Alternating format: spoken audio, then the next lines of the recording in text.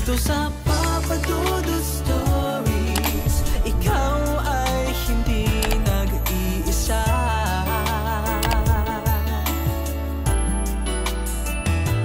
Dito sa Papa Dudut Stories, may nagmamahal sa'yo. Papa Dudut Stories. Dear Papa Dudut, sa lahat po ng mga nakatutok ngayon, huwag pong kalimutan mag-like, mag-share at mag-subscribe. Maraming salamat po sa inyong lahat.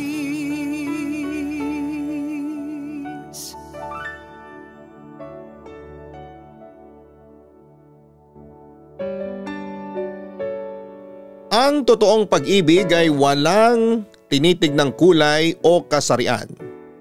Titibok ang iyong puso kahit pa sa taong hindi mo inakala na iyong mamahalin. At madalas sa ganitong pagkakataon ay wala kang magagawa kundi ang sundin ang iyong puso sa kabila ng panghuhusga ng ibang tao. Kapag daw nakaramdam ka ng matinding pagmamahal para sa isang tao ay gagawin mo ang lahat para maging masaya ang iyong minamahal. Ibibigay mo ang lahat-lahat kahit pa ang bagay na imposible.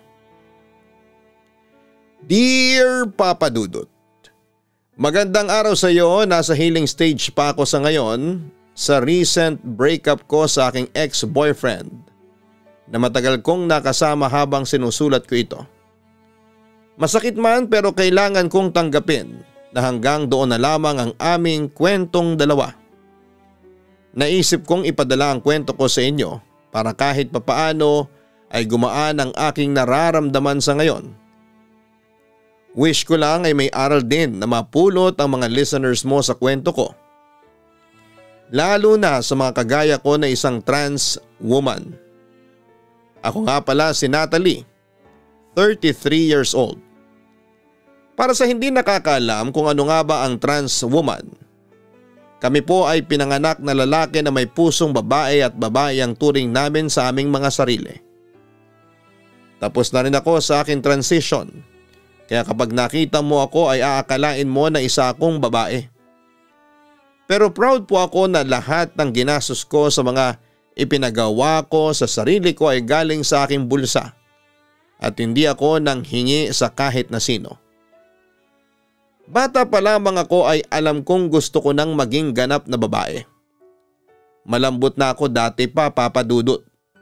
Lahat ng kalaro ko ay mga babae. Favorite ko ang maglaro ng Barbie at Pico. Pinilit ng tatay ko na baguhin ang aking pagiging malambot. Pero sadyang nakadadhana na maging isa akong diyosa. Tutol si Papa sa pagiging bakla ko kaya madalas niya akong paluin kapag nahuhuli niya akong ginagawa kong gaon ng kumot namin at buhok ang tuwalya. Si Mama naman ay nakasupport sa akin. Siyang palagi nagtatanggol sa akin mula kay Papa. Sinasabi ni Mama kay Papa na hayaan na lamang ako. Kung bakla raw talaga ako ay huwag nang baguhin dahil wala namang mali sa akin. Pero talagang ayaw ni Papa na maging bakla ako. Kaya hanggang sa maging teenager ako ay tutol pa rin siya. Nahilig ako noong sumali sa mga gay beauty pageant sa iba't ibang barangay. Kasama ang mga naging kaibigan kong Becky. Todo support si Mama sa akin noon at walang kaalam-alam si Papa na sumasali ako sa ganon. Pero isang kumpare niya ang nagsabi kay Papa na nakita akong sumali sa isang gay pageant. Galit na galit si Papa nang nalaman niya yon at binugbog niya ako. Itinapon niya ang mga nakatago kong make-up at mga damit na pambabae. Sobra ko na hurt nang sabihin ni Papa na isa akong kahihiyan sa aming pamilya. Hindi raw ako normal at kailangan ko raw magpatingin sa isang doktor upang mawalan ang aking kabaklaan. Namatay si Papa noong 19 years old ako. Ilang beses na kasi siyang inatake sa puso. Nakakalungkot lang na nawala siya nang hindi man lang niya ako natanggap. Nagbago ang buhay namin simula noon at naging mahirap ang aming buhay. Nag-stop ako sa pag-aaral dahil kailangan kong mag-work para makatulong kay mama sa mga gastos namin sa bahay. Dahil sa liit ng sinasahod ko sa Pilipinas, ay naisipan kong mag-ibang bansa. Napunta ako sa Japan at nagtrabaho ako doon bilang hairdresser. Nagkaroon na ako ng kalayaan na isuot ang mga damit na gusto ko. At nangarap na ako noon na tuluyang baguhin ang aking sarili. Nag-ipon ako ng pera at nalipat pa ako ng ibang bansa at naging mas maganda ang trabaho ko roon. Doon ako kumita ng malaki kaya naging mabilis ang aking pag-iipon. Nang umuwi ako sa Pilipinas ay meron na akong dibdib at itsurang babae na talaga ako. Nagtayo na rin ako ng 2 salon at napagawa ko na rin ang aming bahay. Unti-unting umangat ang buhay namin at doon ko nasabi na worth it lahat ng taon na nawalay ako sa aking pamilya. Muli akong nag-ipon para maging ganap na akong babae. Nang makaipon na ako ng pera ay nag-fly na ako papunta ng Thailand. At doon ako nagpa-sex reassignment surgery na naging matagumpay naman. Abot langit na ang saya ko ng time na yon kasi natupad na ang aking pangarap. Pero sa kabila ng aking happiness ay marami pa rin akong naririnig na masasakit na salita sa ibang tao. Kagaya ng hindi raw ako nakokontento sa ibinibigay ng Diyos. Makasalanan daw ako at sa impyerno ang aking punta kapag namatay ako. Hindi naman daw ako totoong babae at hindi ako manganganak kahit na magpabago pa ako ng kasarian. Sa umpisa ay masakit ang mga ganong salita, Papa Dudut. Pero sa pagtagal ay nasanay na rin po ako. Nawala na ng epekto sa akin ang mga naririnig ko. Kumbaga ay namanhid na ako. Saka ako rin ang talo at hindi magiging masaya kapag hinayaan kong maapektuhan ako ng mga sinasabi ng iba. Ang importante ay masaya ako at tanggap ako ng aking pamilya at mga kaibigan. Maganda na ang takbo ng business ko noon kaya panay na ang biro ng mga kaibigan ko sa akin. Na boyfriend na lang ang kulang sa akin. Sayang daw ang ganda ko kung walang makikinabang. Kahit si mama ay ganoon din ang sinasabi sa akin. Natalie, wala ka pa rin bang ipapakilalang boyfriend sa akin? Aba, simula na magtrabaho ka ay wala ka pang nagiging jowa, sabi sa akin ni mama. Ma, nakafocus ako sa business at sa inyo. Gusto ko maibigay sa inyo ang lahat ng pangangailangan ninyo, lalo ka na. Turan ko. Paano naman ang pangangailangan mo?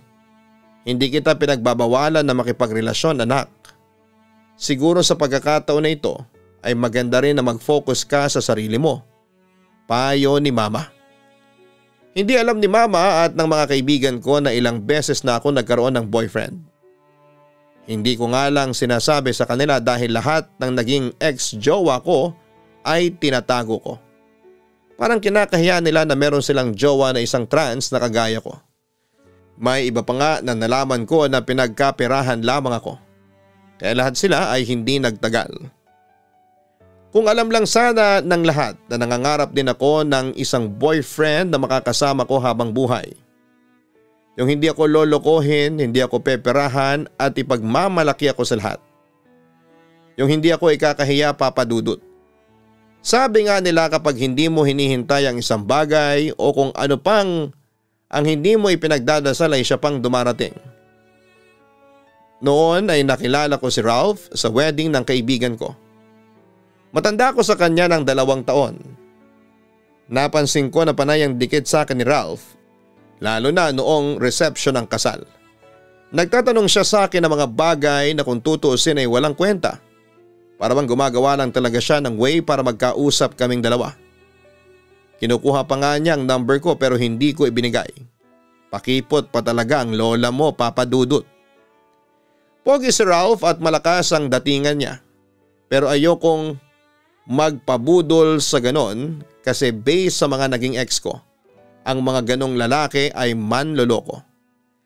Nagulat ako nang isang araw ay tinawagan ako ni Ralph sa aking cellphone. Yun pala ay kinuha niya sa friend ko ang number ko.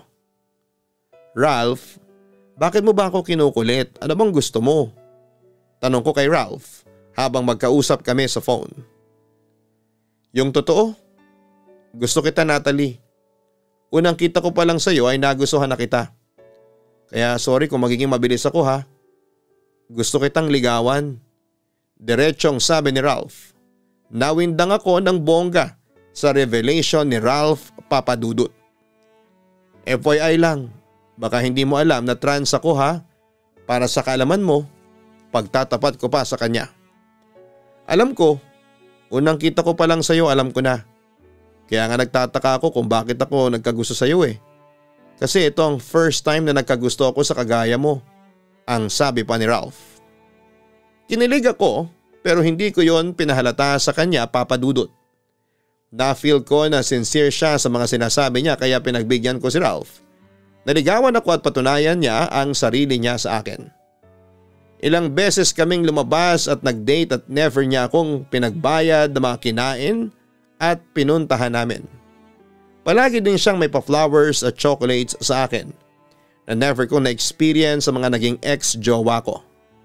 Hindi kagaya ng karamihan sa naging ex ko, ay hindi tambay si Ralph. May maayos siyang trabaho. Ang ikinatuwa ko pa kahit na nililigawan pa lamang ako noon ni Ralph, ay proud niya akong ipinakikilala noon sa mga parents niya. Ipinaalam din niya sa mga magulang niya na isa akong trans, Papadudut. Ang akala ko ay tututol sila sa panliligaw ni Ralph sa akin pero natuwa ako nang wala akong nakitang violent and negative reaction mula sa kanila. Ang sabi pa ng mama niya kung saan masaya si Ralph ay nakasuporta lamang sila dito. Only child pala si Ralph, Papadudut. Yun ang nakita kong reason kung bakit lahat ng gusto niya ay okay lang sa parents niya. Hanggang sa sinagot ko na nga si Ralph after ng ilang buwan ng panliligaw niya sa akin. Kahit may takot ako na baka lokohin niya ako. O kaya ay iwanan ay isinugal ko ulit ang aking puso. 3 buwan pa ang pinalipas ko bago ko siya pinakilala sa family and friends ko. Gusto ko kasing munang makasigurado na kahit papaano ay magtatagal kami bago ko siya ipakilala sa malalapit sa puso ko bilang boyfriend ko. Ikinuwento ko kay Ralph ang naging experience ko noon sa mga naging ex ko. Alam niya na lahat sila ay kinakahiya at tinatago ang naging relasyon namin. Hindi ako nag-expect ng kung anuman kay Ralph kaya naman sobra akong naloka nang ginawa niyang profile picture sa Facebook ang picture naming dalawa. Naging sunod-sunod din ang pag-upload niya ng mga sweet pictures naming dalawa sa araw na yon at proud pa niyang nilagay sa caption na ako ang nagpapatibok ng puso niya. Napasugod tuloy ako nang wala sa oras sa bahay nila ng araw na yon, Papadudut. Ralph, ano yun? Bakit mo in-upload ng picture natin dalawa sa Facebook mo? Ang nagtataka kong tanong. Kasi proud na ako na ikaw ang girlfriend ko. Hindi ba ang sabi mo ay kinakahiya ka ng mga naging ex mo? Pwes iba ako sa kanila. Gusto kitang ipakilala sa lahat. Kasi deserve mo yon. Walang dapat na ikahiya sa kung anong meron sa ating dalawa. Madamdaming wika pa ni Ralph. Naiyak ako sa mga narinig ko, Papadudut. Mega cry ako kasi sobra akong na-touch sa mga sinabi niya. First time sa buhay ko na may isang lalaki na kaya akong ipagmalaki. Sa lahat at hindi kinakahiya na isang trans ang jowa niya. Doon ko napatunayan na totoo ang pagmamahal ni Ralph sa akin. Napaka-bless ko para ibigay siya sa akin ni Lord. Kaya simula ng araw na yon ay nawala ng takot sa puso ko. Na baka lokohin ako ni Ralph, talagang pinatunayan niya sa akin na mahal niya ako. At hindi niya ako ikakahiya. Of course dahil sa pinaalam na ni Ralph sa social media na jowa niya ako ay ganun din ang ginawa ko. Pinalitan ko na ng picture naming dalawa ang profile picture ko. Marami ang natuwa at meron din namang negative comments ako na natanggap lalo na sa mga tita ko. May nagsabi na dapat daw ay magpakalalaki ako. Hinayaan na raw na maging bakla pa ako pero bakit daw nakipagrelasyon pa ako sa kapwa ko lalaki? Pero dahil immune na ako sa mga ganong klase ng komento at alam ko na wala naman silang ambag sa buhay ko ay dead malamang ako sa kanila. Sa sobrang saya ko ng time na yon ay parang walang space ang kanigahan sa puso ko. Hinayaan ko na lamang sila sa mga gusto nilang isipin at sabihin sa akin. Basta happy ako. At alam ko na wala akong tinatapakang ibang tao, Papa Dudut. Sa paglipas ng mga taon ay wala akong naging malaking problema sa love life, Papa Dudut. Kung magkaroon man kami ng maliit na pag-aaway ni Ralph ay agad naman namin yung naaayos. Hindi kami yung tipo ng couple na pinapatagal pa ang away o tampuhan. Lalo na si Ralph na hindi kayang magalit sa akin ng matagal. Parang prinsesa ang turing niya sa akin. Ipinaramdam sa akin ni Ralph na wala akong dapat na ikakaba na baka tumingin pa siya sa iba o baka maghanap siya ng tunay na babae. Parehas kaming mahilig mag-travel ni Ralph at kapag meron kaming free time ay nagpupunta kami sa kung saan saan. Mga beach ang paborito naming puntahan, Papa Dudut. Parang yun ang naging travel naming dalawa. Natatandaan ko na Pasko noon, in-invite ko si Ralph na sumama sa family namin na magpasko sa bahay ng aking grandparents sa province namin. Chance na rin kasi yon para makilala si Ralph ng iba ko pang mga relatives. Lalo na ng mga pinsan ko na kaklose ko. Paskong Pasko pa naman noon nang lapitan ako ng tita ko na kapatid na panganay ni Papa. Akala ko ay kung ano ang sasabihin niya sa akin. Grabe! Napakaganda mo na ngayon. Walang bakas ng pagiging lalaki. Puri ni tita na hindi ko alam kung bakit para bang tunog nang iinsulto siya. Thank you po tita. Matipid kong sagot. Balita ko ang laki ng nagastos mo sa pagpapagawa para magmukhang babae. Saka ang gwapo ng boyfriend mo. Nakikita ko sa social media na palagi kayo nagtatravel. Kahit naman siguro ako kapag marami akong pera ay talagang pupuntahan ko lahat ng lugar na gusto ko, ang sabi pa ni tita. Naku tita, hindi naman marami ang pera ko. May sobra lang. Yun ang ginagamit ko para makapag-travel. Wika ko. Payo lang Natalie. Mag-ipon ka. Saka huwag kang gastos ng gastos sa boyfriend mo. Baka kasi nag-stay lang yung boyfriend mo sa'yo kasi may naibibigay ka sa kanya. Paano kung wala na? E di iiwanan ka na niya. Dapat may maitabi ka ring pera para sa'yo. Huwag kang bigay ng bigay, pabulong na wika ng tita ko. FYI lang po tita, hindi ako piniperahan ni Ralph. May trabaho siya at kumikita siya ng pera. Mas mayaman pa nga po siya kumpara sa akin dahil meron silang family business. Yung travel po namin, share po kami ron. Minsan pa nga si Ralph ang mas nagbibigay. Tita naman, sana baguhin nyo na yang makaluman ninyong pag-iisip kasi mukhang inaagyo na. Hindi porket ang isang bakla o trans ay may karelasyon na lalaki ay piniperahan na siya. Merry Christmas po tita. God bless po sa inyo. Inaluan ko pa rin ng paggalang ang sinabi ko kay tita. Kahit ng time na yon ay gusto ko na siyang sagutin ng pabalang. Talagang nagpanting ang tenga ko sa mga narinig ko, Papa Dudut. Hindi ko kasi inaasahan na may mga tao na ang tingin kay Ralph ay pinagkakaperahan ako porket isa akong trans.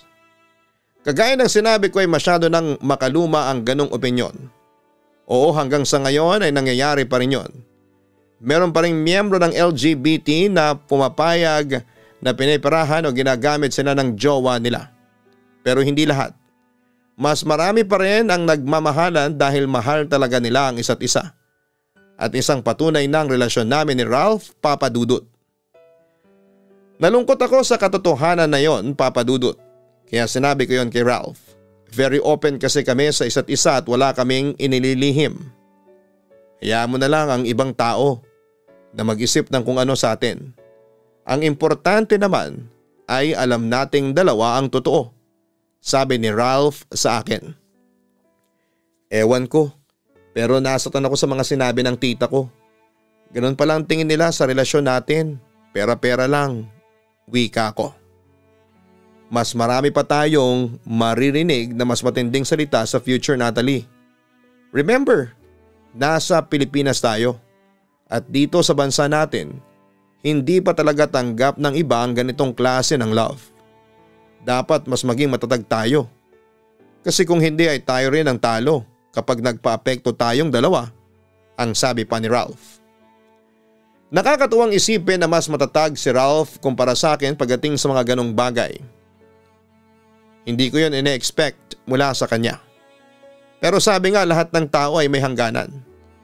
Nakita ko yun nang minsan na kung isama ni Ralph sa isang bar kasama ang mga kaibigan niya. Yun ang first time na nakaharap ko ang mga kaibigan niya. Okay naman sila and welcoming. Inuman, kwentuhan hanggang sa malasing na kaming lahat. Makalipas ang ilang oras ay nagpaalam si Ralph na mag-iyo silang sandali sa labas. Sumabay sa kanyang dalawa niyang kaibigan lalaki na manigarilyo. Wala pang 5 minutes ay may narinig kami na nagsusuntukan sa labas. Kinakabahan ako para kay Ralph. Pero hindi ko iniisip na siyang nakikipag-away.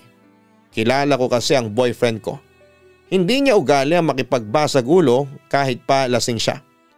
Ang iniisip ko ay baka madamay siya sa nag-aaway sa labas ng bar. Kaya walang pagdadalawang isip akong tumakbo sa labas para sunduin si Ralph. Sobra ako na shock nang makita ko na si Ralph at ang isa niyang kaibigan lalaki pala ang nag-aaway. Nakaawat sa kanila yung isa niyang kaibigan at isang bouncer ng bar. Nag-alala akong nilapitan si Ralph at nang makita niya ako na halos maiyak na ay unti-unti siyang kumalma. Hindi muna ako nagtanong kay Ralph kung ano ang nangyari dahil ang nasa isip ko noon ay ang makalis na kami sa lugar na yon. Nang nagdadrive na si Ralph pauwi ay saka ko siya tinanong. Ano bang nangyari? Bakit nag-away kayo ng friend mo? Akala ko ba ay close kayo? Tanong ko kay Ralph. Nakipagtalo kasi siya sa akin. Ang sabi niya bakla na raw ako kasi pumatol ako sa isang trans. Sabi ko hindi. Sabi ko straight pa rin ako dahil babae ka. Pinilit niya na bakla ako at hindi ka babae kaya nag-init ang ulo ko at nasuntok ko siya. Tugon pa ni Ralph. Dapat kasi hindi mo na pinatulan. Hindi ba sabi mo, hindi na dapat tayo nakikinig sa opinyon ng iba? Ang mabuti pa siguro kapag parehas na malamig na ang ulo ninyo ay mag-sorry ka sa kanya. Payo ko. Hindi na kailangan. Hindi ko kailangan ng ganong kaibigan na makitid ang pag-iisip. Wika pa ni Ralph. Ang sabi pa ni Ralph ay nakita na niya ang totoong ugali ng kaibigan niya na yon. Kaya mas mabuti na putulin na rin niya ang ugnayan niya sa taong yon. Nakonsensya ako sa mga sinabi niya, Papa Dudut. Alam ko na ako ang dahilan ng naging pag-aaway nila. Ralph, kaya pa ba natin to? Nalulungkot ako na kailangan mo mag-alis ng tao sa buhay mo na kilala mo na bago mo pa ako nakilala. Paano kung hindi pa ito ang huli? Paano kung meron ka pang taong aalisin sa buhay mo nang dahil lang sa akin? Ang nababahala kong sambit. Anong ibig mong sabihin? Tanong pa ni Ralph. Mag-break na lang tayo, Ralph.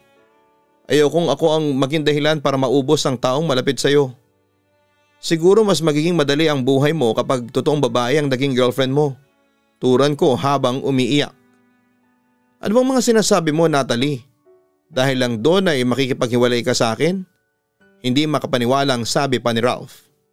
Hindi lang dahil doon. Marami pang bagay, Ralph. Hindi ka magiging masaya sa akin. Marami akong hindi kayang ibigay sa iyo na maibibigay sa iyo ng isang tunay na babae. Wika ko. Hindi ko alam kung bakit lumabas yon sa bibig ko, Papa Dudut. Dahil siguro sa epekto ng alak sa akin. Aaminin ko na nasaktan ako nang sabihin ko yon. Naisip ko na baka nga hindi pwedeng magkaroon ng relasyon ng isang trans at straight guy dahil puro panghuhusga lang ang matatanggap namin. Ayokong mawala lahat ng importanteng tao sa buhay ni Ralph nang dahil lamang sa akin. Alam ko kasi na hindi pa yon ang huling beses na mangyayari ang nangyari ng gabing yon. Hindi tinanggap ni Ralph ang pakikipag-break ko pero dahil sa nakapagbitaw na ako ng salita at dahil na rin Sa aking pride ay pinanindigan ko yon. After ng gabing yon ay nilayo ko na ang sarili ko kay Ralph at inisip ko na yon ang best decision na ginawa ko para sa aming dalawa. Ayoko na rin na nahuhusgahan si Ralph ng ibang tao nang dahil lang sa akin. Ipinagdasal ko pa noon sa Diyos na sana'y makahanap si Ralph ng isang babae na mamahalin niya para wala nang manghuhusga sa kanya. Nasaktan din ako sa break namin na yon ni Ralph, Papa Dudut. Halos araw-araw akong umiiyak at pinagsisisihan ang aking ginawa. May mga pagkakataon na gusto ko nang ibaba ang pride ko at makipagbalikan kay Ralph. Pero kapag iniisip ko, Papa Dudut, na baka sa babae talaga magiging masaya si Ralph ay hindi ko na itinutuloy ang pakikipagbalikan sa kanya. Inaliw ko na lamang ang sarili ko sa ibang bagay kagaya ng pagta-travel ng mag-isa. Nag-focus ulit ako sa business at naisipan ko na magtayo ng isa pang branch ng salon para doon na talaga matuon ang aking atensyon. Sinabi ko rin sa sarili ko na baka hindi talaga para sa akin ang pakikipagrelasyon, Papa Dudut. Baka nga totoo ang sinabi ng iba kong kamag-anak na ang kagaya ko ay nakatadhanang tumanda ng mag-isa. Hindi ko na rin chinek ang social media account ni Ralph dahil alam ko na magiging hadlang lamang yon sa aking pag-move on. Makalipas nga ang isang buwan matapos ang breakup namin ni Ralph, ay nagulat ako nang pumunta ang mama niya sa bahay namin. Nakiusap siya sa akin na makipagbalikan na ako kay Ralph dahil wala na raw ginawa ang anak nila kundi ang magkulong sa kwarto at maglasing. Natatakot daw siya na baka kung ano pa ang gawin ni Ralph sa sarili nito dahil sa labis itong nasaktan sa paghihiwalay naming dalawa. Nang malaman ko ang nangyayari kay Ralph ay sobra akong nag-alala para sa kanya. Walang pagdadalawang isip na sumama ako sa nanay niya papunta sa kanilang bahay. Kinatok ng mama ni Ralph ang kwarto ni Ralph pero ayaw nitong buksan ang pinto. Pero nang ako na ang kumatok at tinawag ko siya ay mabilis pa sa 4:00 na binuksan ni Ralph ang pinto at niyakap niya akong mahigpit habang umiiyak. Napansin ko rin na pumayat siya ng kaunti at mukhang walang tulog. Ang gulo rin ng kwarto niya at may mga bote ng alak sa kung saan-saan. Humingi ako ng sorry kay Ralph sa pagiging mahina ko sa oras na kailangan kong maging malakas para sa relasyon naming dalawa. Sa araw na yon ay nagkabalikan kaming dalawa, Papa Dudut. Tinulungan ko rin si Ralph na ayusin at linisin ang kwarto niya. Nangako kami sa isa't isa na simula sa araw na yon ay hindi na kami makikinig sa sasabihin ng iba. Magfo-focus na lamang kami sa relasyon namin at sa future plans naming dalawa. Patuloy pa rin ang mga negatibong sinasabi ng iba sa amin pero dead malabang ako. Lalo na si Ralph. Lalo na sa social media na halos lahat ay panghuhusga ang aming natatanggap na comment. Dead man na rin kami sa mga ganon, Papa Dudut. Napansin namin ni Ralph na mas naging masaya kami nang ginawa namin yon. Para sa amin ay hindi importante ang sasabihin ng ibang tao lalo na kung hindi namin kilala. Ang importante ay ang nararamdaman namin sa isa't isa. At alam namin sa aming mga sarili na wala kaming inaagrabyadong tao. Sa paglipas pa ng mga taon ay patuloy na pinaramdam sa akin ni Ralph na mahal niya ako. Palagi niyang pinaparamdam sa akin na ako lamang ang mahal niya at kontento na siya sa kung ano ang kaya kong ibigay sa kanya. May mga pagkakataon din na nag-uusap na kami para sa aming future kagaya ng pagpapakasal. Sinabi ko kay Ralph na imposible kaming maikasal sa Pilipinas at ang sabi niya ay pwede naman naming gawin yon sa ibang bansa. Wala raw kaso sa kanya kahit na hindi sa simbahan basta magkaroon lamang ng isang ceremony na kami ay mag-asawa o isa na.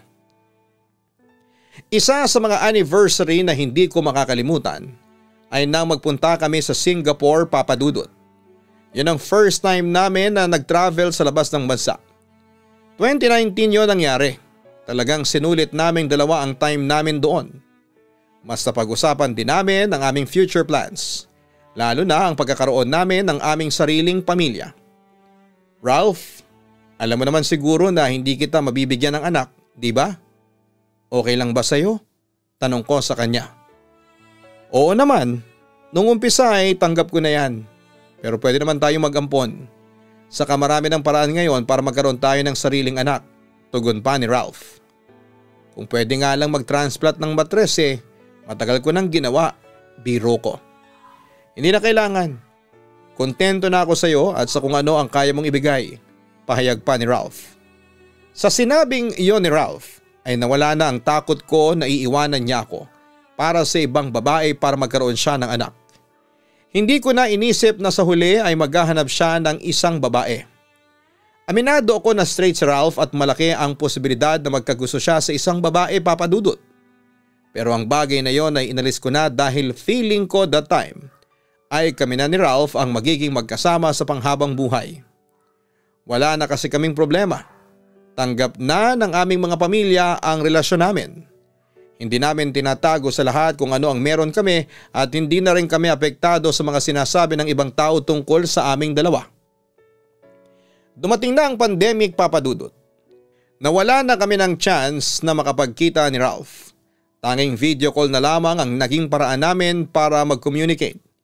Ganun pa man ay pinilit namin na hindi mawala ang init ng aming pagmamahalan. Ilang buwan kaming hindi nagkita kaya nang magkaroon kami ng chance na makapagkita ay tuwang-tuwa ako.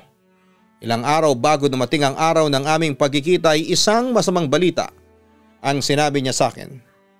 Nag-positive silang lahat sa bahay nila sa COVID at kailangan nilang mag-quarantine ng 2 weeks. Dinala si Papa sa ospital. May sakit kasi siya sa puso at matindi ang symptoms niya. Natalie, natatakot ako sa pwedeng mangyari sa papa ko. Ang naiiyak na wika ni Ralph habang naka-video call kami. Ano ka ba? Huwag ka mag-isip ng ganyan. Gagaling din si Tito at makakauwi rin siya dyan sa bahay. Basta ipagdasalang natin palagi ang paggaling niya, ang sabi ko. Mabuti na lang talaga at nandyan ka. Kung wala ka siguro baka nabaliw na ako dito kasi wala akong mapagsabihan ng sama ng loob ko. Hindi ko kasi pwedeng ipakita kay mama na umiiyak ako at pinanghihinaan ng loob. Ang sabi pa ni Ralph. Siyempre girlfriend mo ko. Nandito lang ako palagi para sa'yo. Ang wika ko. Ewan ko. Pero iba talaga ang epekto nitong pandemic sa akin. Halos araw-araw may namamatay. Natatakot ako na baka mawala ang parents ko na hindi ko man lang nagagawa ang mga pangarap nila para sa akin. Ang sabi pa ni Ralph. Sa awa ng Diyos makalipas ang mahigit 2 linggo ay gumaling na si Ralph at ang parents niya. Nakauwi na rin ang papa niya mula sa hospital. Napansin ko na simula nang gumaling si Ralph sa COVID ay naging madalas na ang pag-uusap namin tungkol sa pagkakaroon niya ng anak. Natalie, naisip ko lang, ang sarap siguro na magkaroon ng anak. Feeling ko kasi ay magiging mabuting tatay ako. Masayang sabi pa ni Ralph. Don't worry, darating din tayo dyan. Hindi ba mag-aampon tayo? Turan ko. Oo nga pero parang mas okay yung galing talaga sa dugot laman ko. May mga paraan naman na ngayon Mahal nga lang pero pwedeng pag-ipunan, ang sabi pa ni Ralph.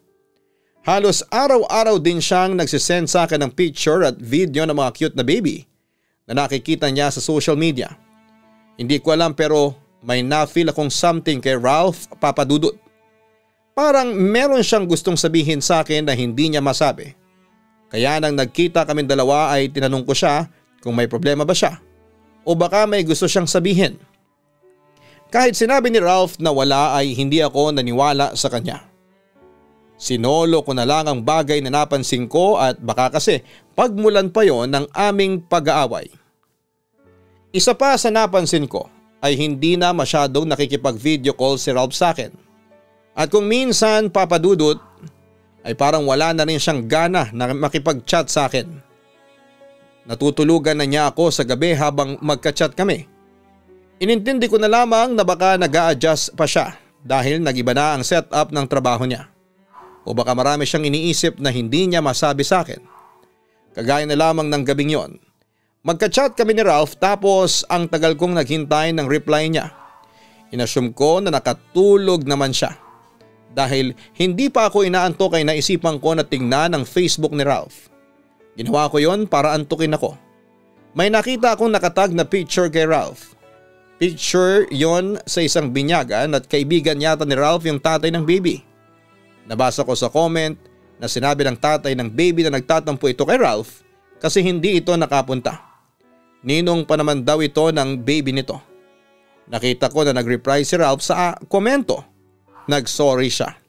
Ang sabi ng kausap niyang lalaki sa comment ay sana raw sa susunod ay si Ralph na ang magkaroon ng baby. Ang tugon ni Ralph ay darating din daw siya sa bagay na yon. Alam ko na napag-usapan na namin ang tungkol sa pagkakaroon ng anak, Papa Dudut. Pero nagkaroon ako ng kakaibang pakiramdam sa naging sagutan ni Ralph at ng kaibigan niya sa comment. The next day ay sinabi ko kay Ralph na nakita ko yung nakatag na picture sa kanya. Tinanong ko siya kung bakit hindi siya nagpunta sa binyag ng inaanak niya sa kaibigan niya. Kagagaling ko lang kasi noon sa sakit. Saka baka mainggit lang ako kasi meron silang baby. Sagot pa ni Ralph. Bakit? Gusto mo na bang magkaroon ng baby? Tanong ko. Hindi agad nakasagot si Ralph. Tinawanan niya lamang ako. That moment ay hindi na ako nakapagpigil na magtanong sa kanya, Papa Dudut. Ralph, may gusto ka bang sabihin sa akin? Napapansin ko kasi na simula nang gumaling ka sa COVID parang may nagbago sa'yo. Matagal ko na itong napapansin pero nahihiya at natatakot ako na itanong sa'yo. Kinakabahan kong wika. Natalie, tama ka. Meron akong gustong sabihin sa'yo. Pero sana'y huwag kang magagalit. Dama ko ang kaba sa pagsasalita ni Ralph. Doon na ako natakot, Papa Dudut. Inamin sa akin ni Ralph na nung gumaling ang tatay niya mula sa COVID ay kinausap siya ng mga magulang niya. Natatakot daw ang parents niya na mawala ang mga ito tapos ay maiwanang mag-isa si Ralph. Lalo na at nag-iisa itong anak. Natatakot ang mama at papa ni Ralph na mawala ang mga ito nang hindi man lang nakikita na magkaroon ng normal na pamilya si Ralph. Hindi na kailangan pang i-explain ng malawak ni Ralph ang sinabi niya. Malinaw sa akin na ang gusto ng mga magulang niya ay magkaroon ng babaeng asawa si Ralph na mamibigyan ito ng anak. Makikipag-break ka na ba sa akin? Ang naluluha kong tanong. Of course not. Hindi ko gagawin yun, Natalie. I love you. To be honest, napapaisip ako nitong mga huling araw kaya napansin mo na parang nagiba ako. Pero mahal kita at sapat na yun sa akin. Maraming paraan para magkaroon ako ng anak nang hindi ka nawawala sa buhay ko. Sambit pa ni Ralph. Sa pagkakataon ay nagkaroon ako ng insecurity. Kahit kasi ang gawin ko ay hindi ko mabibigyan si Ralph ng anak. Babae man, ang panlabas kong anyo, kilos, pagsasalita at puso ay hindi ko pa rin magagawa ang bagay na nagagawa ng isang tao na babae noong isinilang. Kahit pa sinabi ni Ralph na mahal niya ako at hindi niya ako iiwanan ay hindi pa rin nawala ang takot sa akin. Lalo na at mga magulang na niya ang nagsabi na gusto ng mga ito na magkaroon siya ng anak. Hindi rin ako makapaniwala na manggagaling ang mga salitang yon sa parents ni Ralph, Papa Dudut. Ang buong akala ko kasi tanggap nila ang relasyon namin ni Ralph. At kasama sa pagtanggap na yon, ang katotohanan na hindi ko mabibigyan ng anak si Ralph. Alam naman nila na isa akong trans. Pero sa kabilang banda ay naintindihan ko rin sila, Papa Dudut. Magulang sila, marahil ay natatakot sila na tumanda si Ralph kasama ako nang hindi nagkakaroon ng anak. Lalo na at nag-iisang anak nila si Ralph. Wala nga namang magpapakalat ng lahi nila kung sakali na hanggang sa kamatayan ay ako ang kasama ng kanilang anak. Ipinangako ko sa aking sarili na hanggat hindi si Ralph ang bumibitaw, ay hindi ako bibitaw, Papa Dudut. Naniniwala ako na sa huli ay si Ralph pa rin ang magdidesisyon at hindi ang mama at papa niya. Ngunit isang araw ay pinuntahan ako sa bahay ng nanay ni Ralph. Nang malaman ko na gusto niya akong makausap ay alam ko na kaagad kung ano ang aming pag-uusapan. Sa kwarto ko kami nag-usap na dalawa para meron kaming privacy. Natalie, alam mo kung gaano kita kagusto para kay Ralph. Naalala mo pa ba nung nakiusap ako sa iyo na balikan siya nang makipag-break ka sa kanya? Tura ng mama ni Ralph. Opo, tita. Sagot ko. Ngayon nandito ulit ako para makiusap sa iyo, Natalie. Alam natin na hindi mo mabibigyan ng anak si Ralph. Oo, maraming paraan. Pwede kayong mag-ampon pero ang gusto namin ng asawa ko ay mula talaga kay Ralph. Kung in vitro naman masyadong malaking pera ang kailangan at hindi kami mayaman para sa IVF. Sabi niya sa akin. Gusto niyo po bang hiwalayan ko na si Ralph? Naluluha kong tanong. Oo sana. Kung mahal mo siya, hahayaan mo siya na magkaroon ng isang pamilya na may anak at tunay na babae bilang asawa niya. Ang sabi ng mama ni Ralph. Tita, makikipaghiwalay lang po ako kay Ralph kung siya na mismo ang makikipaghiwalay sa akin. Matapang kong wika. Ang totoo, si Ralph ang nagpupunta sa akin dito para sabihin ng lahat ng ito sa iyo, Natalie. Hindi niya kasi kayang sabihin sa iyo dahil ayaw kanyang makita na nasasaktan. Turan niya. Pakiramdam ko, Papa Dudut, ay paulit-ulit na sinasaksak ang dibdib ko sa pagkakataon na yon.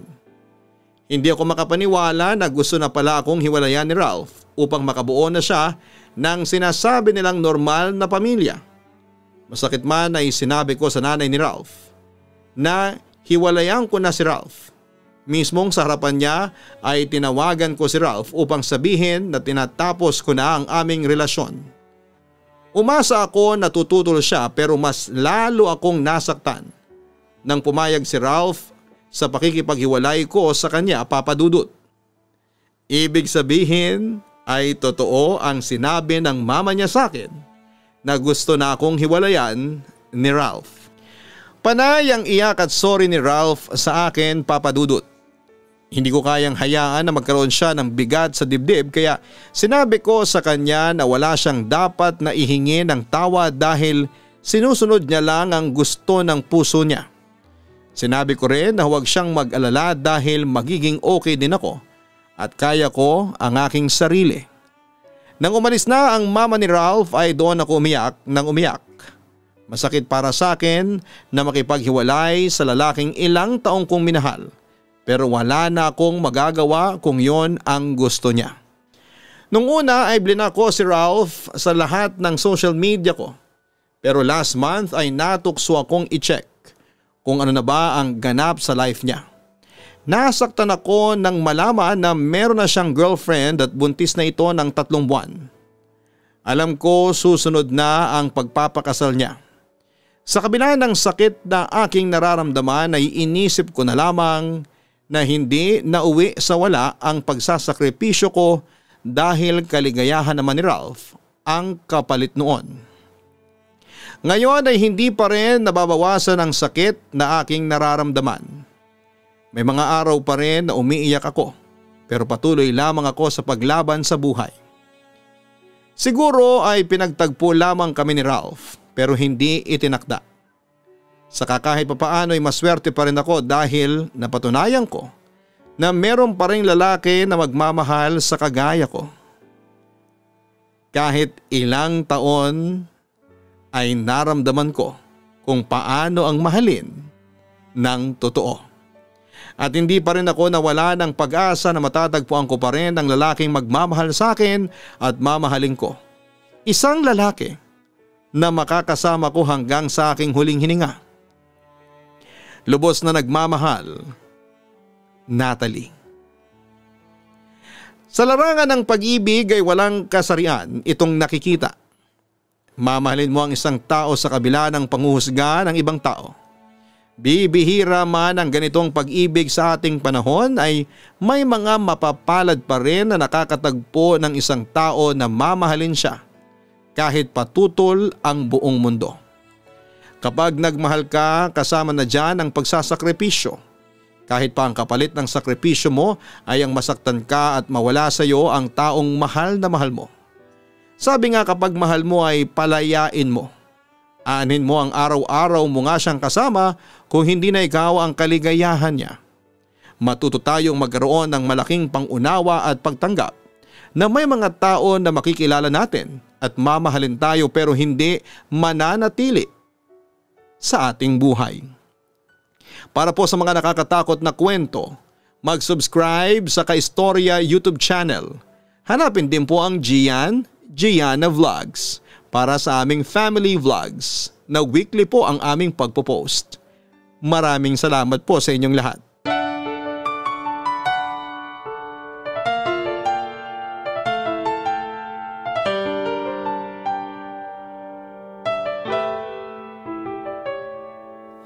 Ang buhay ay mahiwaga, laging may lungkot at saya. Sa Papa Dudut Stories, laging may karamay ka.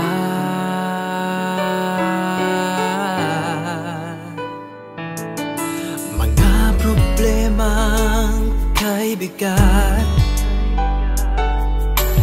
dito ay pakikinggan ka. Sa Papa Dudut Stories, kami ay iyong kasama. Dito sa Papa Dudut Stories, ikaw ay hindi nag-iisa.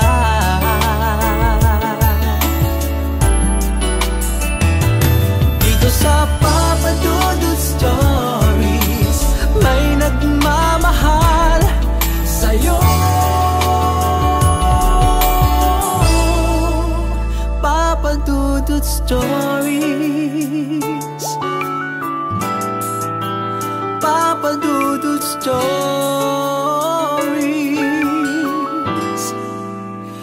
Papa Dudut Stories.